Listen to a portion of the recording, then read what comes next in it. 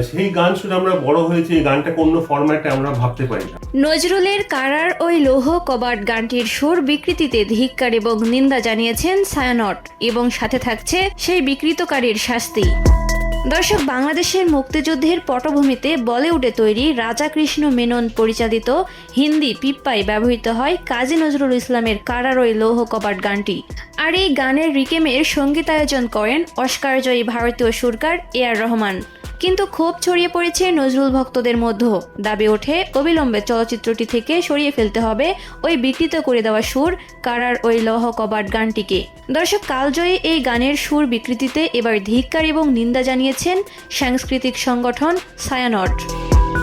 দর্শক, এক বিজ্ঞপ্তিতে ছায়ানট কারার ওই লৌহ কবাট এর পটভূমি এবং প্রভাব বর্ণনা করে জানিয়েছে, এই উপমহাদেশে ব্রিটিশ বিরোধী আন্দোলনের সময় 1921 খ্রিস্টাব্দে কাজী নজরুল ইসলাম স্বদেশ প্রেমের পটভূমিতে ভাঙার গান শিরোনামে কারার ওই লৌহ কবাট গানটি রচনা করেছেন।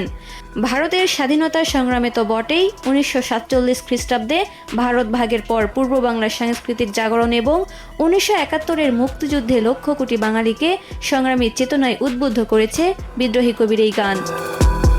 সম্প্রতি ভারতীয় একটি বাণিজ্যিক চলচ্চিত্রে সম্পূর্ণ ভিন্ন সুর এবং আঙ্গিকে কালজয়ী গানটি পরিবেশিত হয়েছে। দর্শক, এই উদ্যোগ সাংস্কৃতিক ঐতিহ্যের চরম অবমাননা, স্রষ্টার অমর্যাদা এবং সংস্কৃতি বিন্যাসী কাজ। দর্শক, ছায়ানটের ভাষায় বাংলাদেশের জাতীয় কবি নজরুল রচিত পরাধীনতা জর্জর মানুষকে জাগিয়ে তোলার এই গান বাঙালির সাংস্কৃতিক ঐতিহ্যের অবিচ্ছেদ্য অঙ্গ। যে সুর এবং বাণীর এমন ঐতিহাসিক পটভূমি, গভীর তাৎপর্য, তার ন্যূনতম বিচ্যুতি বাঙালি সইবে না, মানবে না কোনো বাণিজ্যিক চটল বিকৃতি। দর্শক, এজন্য সেই বিকৃতিকারীকে পর্যাপ্ত সাজা দেওয়া হবে।